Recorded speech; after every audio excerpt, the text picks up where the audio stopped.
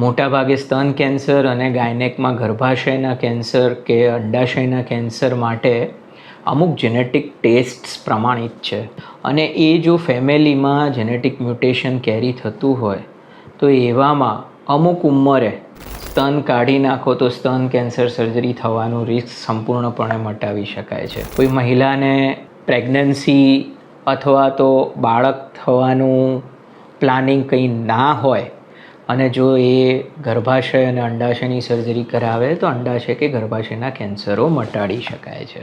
હું આવા જેનેટિક મ્યુટેશન્સવાળા ડિસઓર્ડરની વાત કરું તેમાં સૌથી કોમન છે બ્રાકા જીન મ્યુટેશન.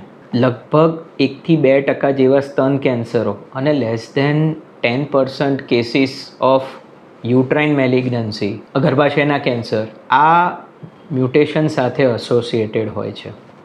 અને એવા કેસીસમાં જો ફેમિલી હિસ્ટ્રી હોય અને તમે આનું જર્મલાઇન મ્યુટેશન ટેસ્ટિંગ કરાવડાવો તો તમે તમારા પેશન્ટમાં અમુક ઉંમર પછી આ પ્રકારની સર્જરી કરાવી અને ભવિષ્યમાં બીજી બાજુ કેન્સર થવાનો રિસ્ક અટકાવી શકો છો. ઘણા બહેનો કે જે યંગ એજમાં કેન્સર લઈને અમારી પાસે આવે છે અથવા તો જેમને ફેમિલીની હિસ્ટ્રી હોય છે તેમાં અમે અમુક જેનેટિક મ્યુટેશનના ટેસ્ટિસ એડવાઇસ કરીએ છીએ.